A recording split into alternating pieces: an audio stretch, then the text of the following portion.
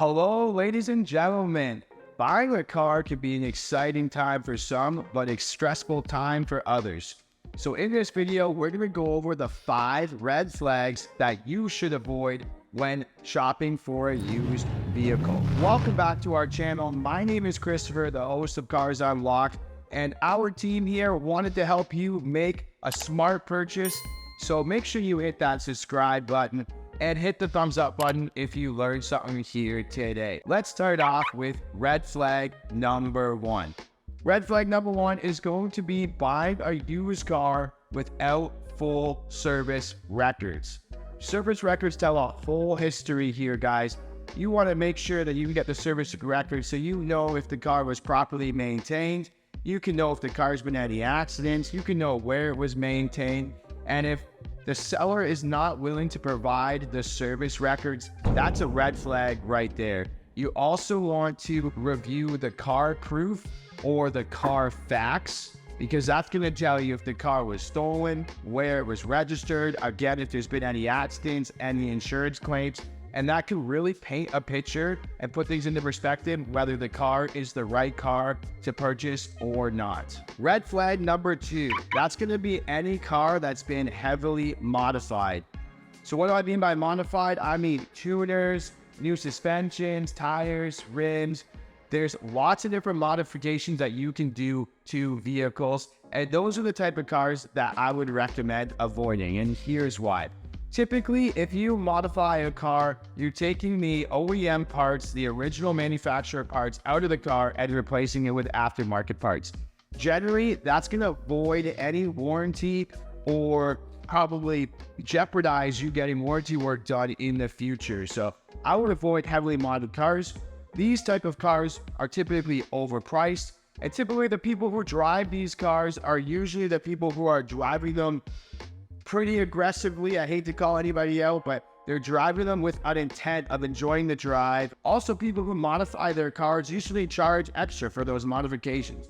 I meet so many people who they basically buy a car for $20,000 and then they put $10,000 of modifications in it, and they say, oh, my car's worth $30,000 now because I took out parts and added $10,000 worth of parts. So you're technically overpaying for mods that you probably do not need or want. Red flag number 3, and that's going to be buying an older vehicle with aggressively low miles.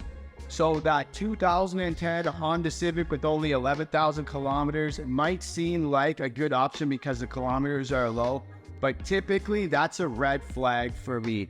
Mainly because cars are just like our human bodies, where they need to be driven and they need almost daily use to stay functionable and stay in their best condition. So typically those cars, maybe it was an older woman who barely drove, you think, hey, this is awesome, but if it has really low miles, you got to kind of stay away from that car. The typical Canadian does 20,000 to 25,000 kilometers per year.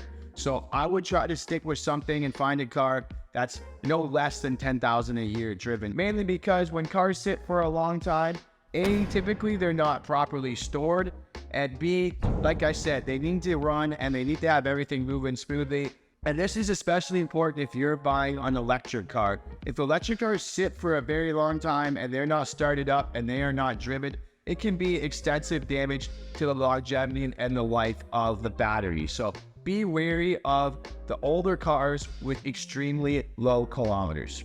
Let's move on to red flag number 4. Red flag number 4 is going to be anything with an unknown or like an unsolved mystery. So when you're shopping for a used car, you're going to want to grab a car and you're going to want to take it out for a test drive, and you're going to want to listen for any noises, anything that doesn't sound normal when you're driving the car.